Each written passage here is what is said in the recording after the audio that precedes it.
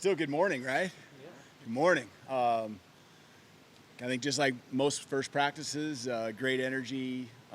Guys were excited to get out there. I can't remember really many times where you had to coach up the excitement and passion. That was all there. These guys have worked hard.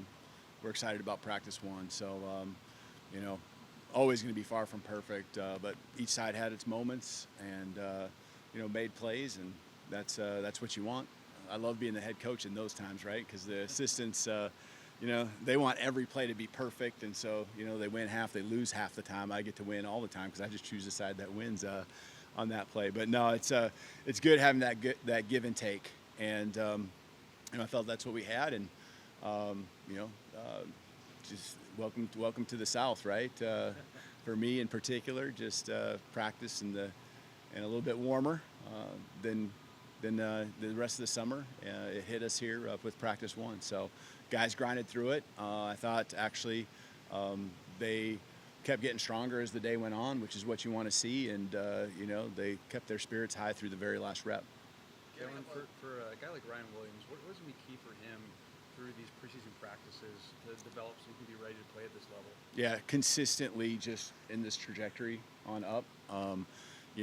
I don't need him day one. I mean, you want every play to be amazing, explosive, but you just want him lining up right, doing the fundamental things, making the easy plays, and then, because of his ability, the big ones will come. So, when your route's on air, run a good route, catch the ball, accelerate out with good ball security, and you find those consistent fundamentals, and, you stack days, and those plays that we know he'll be capable of making will happen. What have you seen from Caden and his body? So, go ahead. What have you seen from Caden Proctor and his body just since he's gotten back, and also just how he's been welcomed back by guys like Elijah? I don't have a huge, understanding of what he was a year ago other than watching on film, but it feels like he's in really good shape and lean. When you ask people who would have an understanding, Coach Ballou and so forth, it'd be nothing but positive about the progress he's made.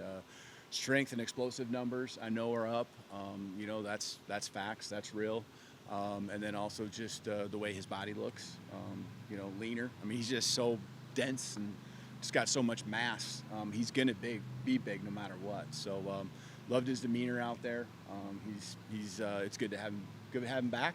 Good to have him here. So. You touched on the conditioning efforts. Hype up the staff has definitely gotten out. It's 85 degrees at 10 a.m. Will we see you in a sweatsuit like this moment? No, you won't see me like that. That's his thing. I'll just let him do that. I think the strength staff, Coach Ballou, he's been doing this here now. He knows what it takes, what that looks like throughout the summer, even going back into the winter. It's getting football shape, and you try to replicate it as best you can. And I know he's all over it, but there's still something about putting pads on, having that helmet on. Some guys wear a mask and, just breathing through that even, having a mouthpiece in, all that good stuff. So these guys, they had a good day out there today. You have 3 new transfers and spring transfers from the secondary. What do you see from them? What have you seen from them so far? Yeah, I always like to see the film before I make too many comments on missed assignments or anything like that. 1 or 2 plays I think might be, a little bit more that happened because of maybe those guys being in there and just not in sync completely, but that's expected. Practice one, new faces out there on the field, but I love their energy. I love their attitude. They give great effort. They've really meshed well with the whole team. I think there's a ton of respect by their teammates, and that's what you want. A lot of that starts with just their character and the work ethic that follows along. And they got ability. Now it just matters getting those reps so they can be confident in themselves, and others can be confident in knowing and believing that they're going to be in the right spot, and that's the direction I think they're headed. Just overall, a lot of fans, a lot of players are trying to learn your way. First day of practice, do you not make a knee-jerk reaction on what you saw? Were you pleased? You can summarize it of what you saw. Do you not, if it was a bad day, go drastic and say it to the media? Yeah. No, I mean, you got to be real, and that's what I tell our guys, and I'm going to tell our team on a Sunday. after a game, what it was. It's Tell the Truth Sunday, and we got to be real. And then, when it comes to games, everyone can see it. If you got to be better or if it was a great day, I think it's usually pretty obvious. And when it comes to practice, we can't just gloss over things ever. We gotta understand where we're at, and we have relationships with each other so we can be real and hold each other accountable. And today, I thought it was a great practice. Anytime, and every day, there's things to learn from. You learn from the good, you learn from the bad, you learn from others' mistakes, and your own. And so a lot of that happened today, the good, the bad, the mistakes, and we get to go watch film, we get to talk about it here, team meeting, and it was a positive day. I really feel like we've made the most of every practice since I've been here going back to this spring. Some are obviously going to be better than others. Coach, you're talking about both sides got wins today, but even if with it being the first practice, would you say that either the offense or the defense is ahead of the other at this point? And also, what happened to your leg? Yeah, there's our custodians do a really good job mopping the floors, and I didn't realize it. So, yeah, but that's not on them. That's on me. As far as who won or who's ahead, I guess I don't really feel like there's one side of the ball. I think there's position groups within that are continuing to rise up, and I think it's pretty balanced across the board, with the whole team. Coach, how beneficial was it to have a full spring with Jalen Monroe as you now kind of have a baseline of communication and understanding as you get into the ball? How good is it? What? Just to have communication that you already have established. Yeah. I just try to, most racks, when I talk about rack, it's, 4 or 5 play sequence or a drive. In practice, I just love following up with him, and he just takes all the coaching. And he knows when I coach him up, that's my job.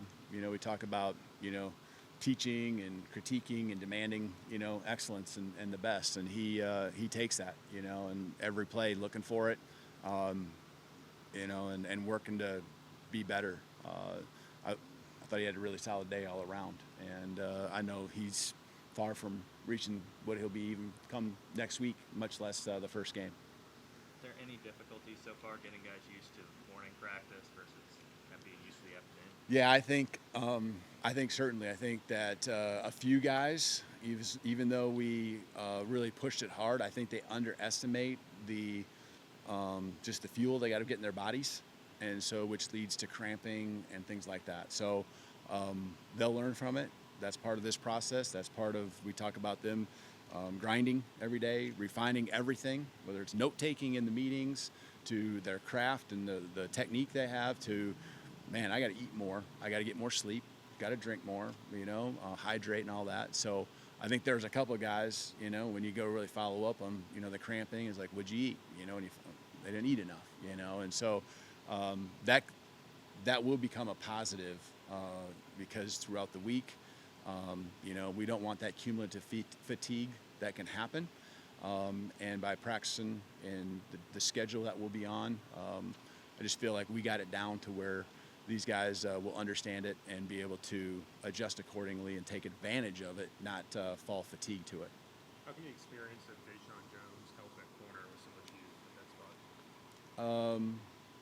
Yeah, I mean, he's taking some snaps at the college football level, and so we need him out there. I think there's a confidence about him just because of that.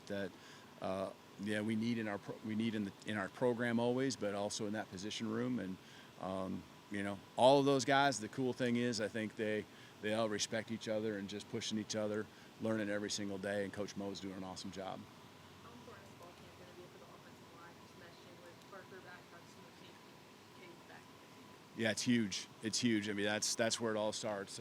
I think your team is always going to be maximized, based on what your offensive line can do, because it sets the tempo and it forces the defensive line and linebackers to really do a good job of fitting their gaps and run, and you can protect the quarterback to where he can go through his reads, and receivers, having time to go through their routes. Defensive backs now having to make plays because the protection's there. So these guys up front, really a couple of them haven't been there throughout the spring, but like you said, Parker now back in there, Caden here, Pritchett still, took a lot of reps, so he had a nice day. Thought Wilkin did a nice job, so a lot of mixing and matching, especially at the tackle position, I guess. The interior three was pretty consistent, but their reps are going to be really critical for our success, and they're them gelling. On the other side, I've always thought Jaheim kind of moving. We didn't see him this spring. Is he back full? What do you see from him? Yeah, he was almost ready right at the end of spring ball, and so he's had a good summer, and excited about what he'll bring to the table for us. So he was right on the verge. If we'd had one more week of spring ball, we would have probably made sure he was out there at that time. Hey, Coach, from a speaker standpoint, will you bring in speakers throughout camp to talk to your team? Do you know some of those names? I do. The team doesn't know those names, so I can't. But we will certainly have some guys. I think first year especially, it's important to me to try to lay that culture, just make sure it's all right where we want it. And so I eat up a lot of that time through different things that I've either done in the past or, again, just starting over from scratch with us all being new together. The one thing our guys are, they're still finishing summer school here these next couple of days. And so they have a big block that I even just blocked off here this afternoon. We did the same thing yesterday, and then Friday, there's some finals that are getting taken. It's not the whole team, but it's a pretty good chunk. And graduation here at the end of the week as well for a few guys. So excited about that. But they're finishing summer school. There will be a couple weeks where they don't have anything but football, but then they do start, fall semester, 21st. So we'll bring some speakers in. I think it's great to hear from, people who have been through it, experienced great things. That's fun. That's been a tradition here, I know, something the guys really enjoy. And we'll keep growing that. But this year I just also wanted to dial it down a little bit and make sure, the right messaging was continually coming from me and our staff. When you're out of practice, you made a concerted effort to visit with every group. I'm interested, Coach Saban used to stick with the D-backs. I'm interested what your kind of philosophy is when you're out of practice.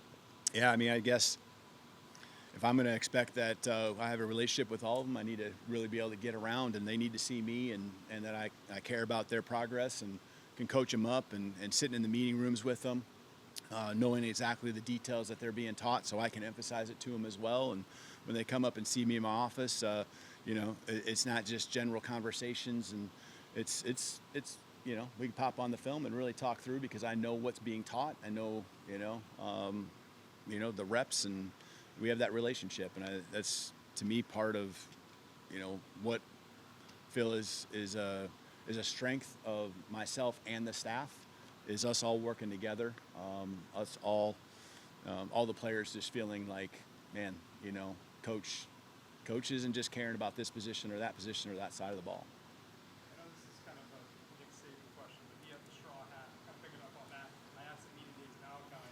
He said you were behind him. He had no idea. Do you have a thing that you do to stand out in practice, or do you just kind of? I don't. This is what you get right here. So, with a broken shin. So, yeah.